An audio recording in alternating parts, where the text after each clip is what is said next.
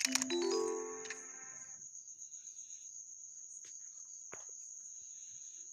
चलिए अब हम लोग बात करेंगे कि एज अ एथिकल हैकर आपको क्या-क्या थ्रेड्स के बारे में पता होना चाहिए। तो कंप्यूटर सिक्योरिटी में कई खूब सारे टाइप के थ्रेड्स होते हैं।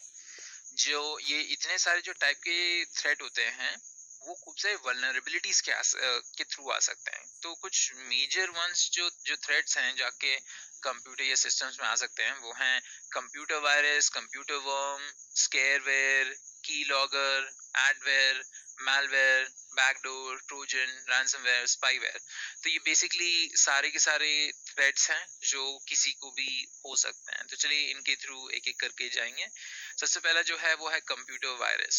तो कंप्यूटर वायरस जो है आप इससे काफी अक्वेंटेड होंगे कि आपको हमेशा बोला जाता है कि कोई भी अनसॉलिसिटेड लिंक ना छुएं, मतलब कि कोई भी ऐसे एरा गैरा लिंक नहीं आपको क्लिक करना है और उससे डाउनलोड कुछ नहीं करना है।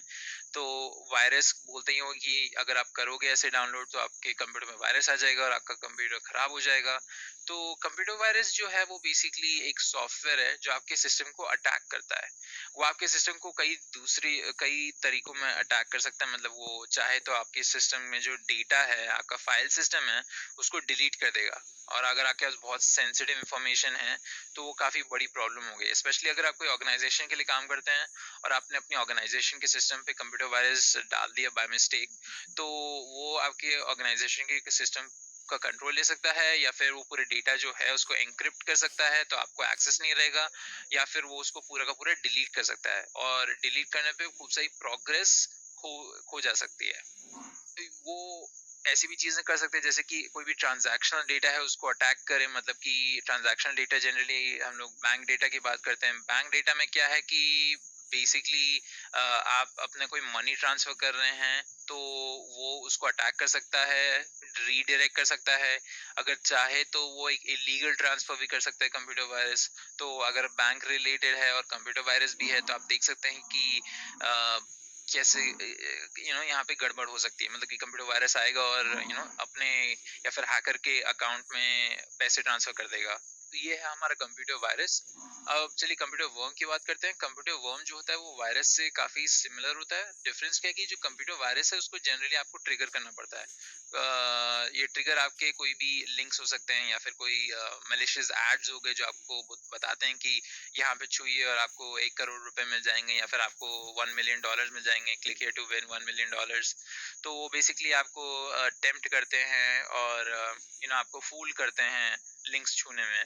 तो वो एक चीज हो गई जो हम लोग सोशल इंजीनियरिंग की बात करते हैं, जिसमें वो बेसिकली ह्यूमंस को डायरेक्टली उनसे इंफॉर्मेशन लेने की कोशिश करते हैं। तो कंप्यूटर वायरस वो हो गया। अब कंप्यूटर वर्म यहाँ पे डिफरेंट है क्योंकि कंप्यूटर वर्म को कोई भी ट्रिगर नहीं चाहिए होता है।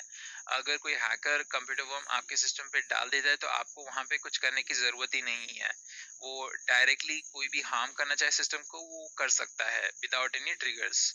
तो अगर समझ लीजिए कि अगर कंप्यूटर वायरस आपके सिस्टम पे आ गया और आपका सिस्टम जो है एक बहुत बड़े नेटवर्क से जुड़ा हुआ है, क्योंकि आपका जो लैपटॉप है वो ऑर्गेनाइजेशन का लैपटॉप है और वो कनेक्टेड है इंटरनल नेटवर्क से।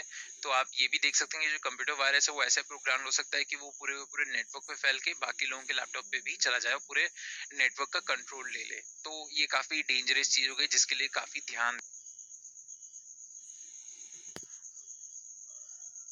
देना पड़ता है। फिर आता है स्केयरवेयर। तो जो स्केयरवेयर होता है, जैसे उसका नाम है वैसे उसका काम, कि बेसिकली वो आपको स्केयर करने की कोशिश करता है। वो आपको बताएगा कि आपके सिस्टम में वायरस है और आपको ये पर्टिकुलर सॉफ्टवेयर इंस्टॉल करना चाहिए वायरस को भगाने के लिए, या फिर अपने सिस्टम आपको बताएगा कि आपका सिस्टम पूरा का पूरा फुल है और वो इसलिए काफ़ी स्लो है। तो वो बोलेगा कि ये सॉफ्टवेयर डाउनलोड कीजिए, इससे पूरा का पूरा आपका सिस्टम वाइप हो जाएगा, मतलब साफ हो जाएगा। तो बेसिकली वो आपको डराने की कोशिश करते हैं यहाँ पे कि आपको ये बताते हैं कि आपके सिस्टम में कोई प्रॉब्लम है। आपके सिस्टम में एक्चुअल में कोई प्रॉब्लम नहीं हो सकती है, पर वो आपको डरा देंगे क्योंकि आपको लगेगा, क्योंकि अगर आपके पास इनफ इंफॉर्मेशन नहीं है और आप अवेयर नहीं इन चीज़ों के बारे में तो आप एक्चुअल में डर जाएंगे।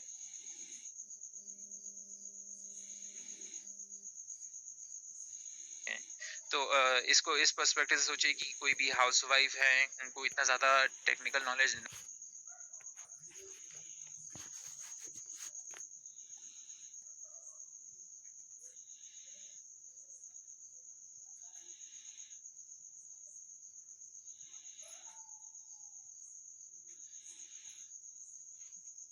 नहीं हैं और वो देखती हैं कि मेरे उनके सिस्टम पे वायरस है, कोई बड़ा सा पॉपअप आता है,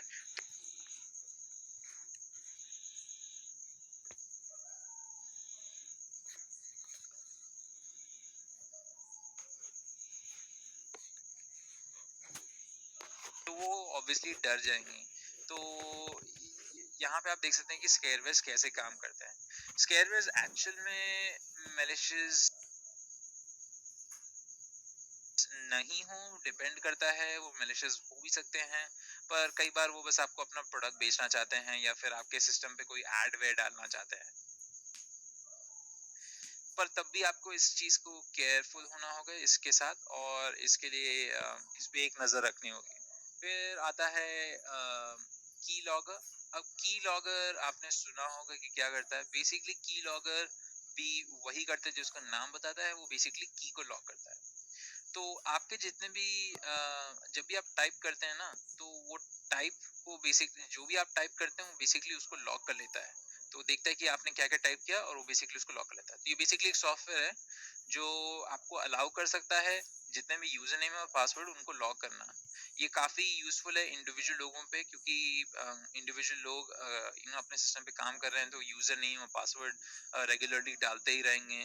और अगर आपके सिस्टम में की लॉगर है तो वो कोई भी हैकर इसका इस्तेमाल करके वो बेसिकली आपकी इंफॉर्मेशन निकाल सकता है, जो इतनी अच्छी बात नहीं है। तो इसके लिए भी काफी अवेयर होना चाहिए। मान लीजिए कि अगर आप राइट नाउ कोई नोट्स लिख रहे हो इस कोर्स को सुनते सुनते, तो और आपके सिस्टम पे कोई की लॉगर हो, तो ऐसा भी हो सकता है कि आपके जो नोट्स लिखे जा रहे हैं वो की लॉगर में लॉग हो रहे हैं। तो वो जो की लॉगर होता है काफी इजीली सेंसिटिव इंफॉर्मेशन उठा सकता है जो आप कीबोर्ड पे रेगुलरली टाइप करते हैं। पर इसकी एक बात यह है कि वो काफी इफेक्टिव होता है इंडिविजुअल लोगों के अगेंस्ट, पर वो इतना इफेक्टिव नहीं होता है एक ग्रुप ऑफ लोगों के अगेंस्ट। मतलब कि खूब सारे लोग हैं एक ही नेटवर्क पे और किसी ने उस नेटवर्क पे की लॉगर डाल दिया है, तो वो इतना इफेक्टिव नहीं रहेगा, क्योंकि की लॉगर टेक्स्ट फॉर्मेट में लेता है डेटा, तो बहुत सारी डेटा आ जाएगी और कई बार जिवरेज भी आ जाता है, तो डेटा को प्रोसेस करना बहुत मुश्किल हो जाता है। तो जनरली प्रेफर करते हैं कि लॉगर कोई इंडिविजुअल के साथ अटैच करें तो उसका डेटा इजीली ले सकते हैं। फिर आता है एडवेयर। अब एडवेयर काफी कॉमन चीज है, आप इसको कई बार देखेंगे अपनी लाइफ टाइम में, आप लोगों ने देखा ही होगा कि वो बेसिकली आपके ब्राउजर के साथ अटैच हो जाता है और आपको अननेसेसरी एड्स दिखाता है जो आपको नहीं देखने हैं, और बेसिकली आपकी कन्वीनियंस खत्म कर देता है। मतलब कि अगर आपने कभी गूगल क्रोम पे गए हो और आप देखें कि आपने कुछ टाइप इन किया गूगल क्रोम के नेविगेशन बार पे, वो पर वो कोई दूसरे सर्च इंजन पे ले गया, तो इसका मतलब आपके सिस्टम पे एडवेयर इंस्टॉल है जो आपको रीडायरेक्ट करता है अपने खुद के इंजन पे, और आपको खुद के एड्स दिखाता है। तो ये भी एक सही चीज नहीं है, पर इससे इतना ज्यादा हार्म नहीं होता। पर ये एक और चीज है जिसके लिए ध्यान रखना जरूरी है। आप अब हम लोग बात करने वाले हैं मैलवेयर की। अब मैलवेयर जो है वो बेसिकली आपका जनरलाइज टर्म है। मतलब कि वो एक ऐसा शब्द है जो हम लोग यूज करते हैं डिस्क्राइब करने के लिए कोई भी चीज जो हमारे सॉफ्टवेयर को हार्म कर सकती है। सॉफ्टवेयर को हार्म करने वाली चीजों को हम लोग मैलवेयर कहते हैं। आप इस मैलवेयर के अंदर कंप्यूटर वायरस भी बोल सकते हैं, कंप्यूटर स्पैम भी डाल सकते हैं, स्केयरवेयर, की लॉगर, एडवेयर, ट्रोजन हॉर्स, या फिर कोई रैंसमवेयर या स्पाईवेयर। अब मैलवेयर के अंदर उसको भी इंक्लूड कर सकते हैं। मैलवेयर एक काफी ब्रॉड और एक जनरलाइज्ड टर्म है। फिर हम लोग बात करेंगे बैकडोर की। तो बैकडोर आप लोगों ने सुना ही होगा, स्पेशली अगर आपने कोई मूवी देखी है जहाँ पे वो लोग हैकिंग के बारे में बात करते हैं कि मुझे उस सिस्टम को एक्सेस करना होगा पर मुझे बैकडोर का एक्सेस नहीं है, अगर तुम मुझे बैकडोर दे दो तो मैं एक्सेस कर पाऊंगा। तो बैकडोर जनरली क्या होता है कि वो एक दरवाजा होता है जिसके थ्रू आप एंटर कर सकते हैं कोई भी सिस्टम के अंदर, मतलब without any access, root access. मतलब कि अगर आपको पता है कि वो बैकडोर क्या है कोई भी सिस्टम का, तो आपको नेसेसरी नहीं है कि आप उसमें लॉग इन करें सिस्टम में यूजर नेम या फिर एडमिनिस्ट्रेटिव प्रिविलेजेस के साथ। कई बार अगर आपने सुना है एप्पल के बारे में, एप्पल का उनका वो कोई बैकडोर नहीं रखते हैं जो लोगों को पता है जिसके बारे में, तो इसलिए इतना इजीली आप कोई भी एप्पल डिवाइस को हैक नहीं कर सकते हैं। अब कई बार आपने ये भी सुना होगा कि जो एफबीआई है उसने एप्पल को कहा है कि प्लीज हमारे लिए एक बैकडोर क्रिएट कर लीजिए, तो हम जाके कोई भी टेररिस्ट हो तो उसकी इंफॉर्मेशन निकाल सकते हैं उसके आईफोन से। पर तब भी एप्पल ने रिफ्यूज कर दिया। तो इससे आई होप आप लोग को आइडिया मिलता है कि बैकडोर क्या है। ये बेसिकली एक जरिया है जिसके थ्रू आप कोई भी डिवाइस को एक्सेस कर सकते हैं विदाउट एनी किसी यूनिक आईडी के। तो ये जनरली लोग तब क्रिएट करते हैं जब वो चाहते हैं कि वो कोई भी एडमिनिस्ट्रेटिव प्रिविलेजेस के बिना अपने सिस्टम में एंटर कर लें। पर वो बैकडोर जो है उसकी नॉलेज ज़्यादा नोन नहीं होती है और सिर्फ कुछ ही लोगों को पता होता है, इसलिए वो करते हैं इस चीज़ को। पर तब भी ये इतना सेफ नहीं है। जो हैकर्स हैं अगर वो ढूंढ लेते हैं कि बैकडोर कहाँ है, तो वो बेसिकली बैकडोर का इस्तेमाल करके कोई भी सिस्टम के अंदर घुस सकते हैं और कोई भी गलत चीज कर सकते हैं जो सिस्टम या फिर ऑर्गेनाइजेशन को या कंपनी को हार्म देती है।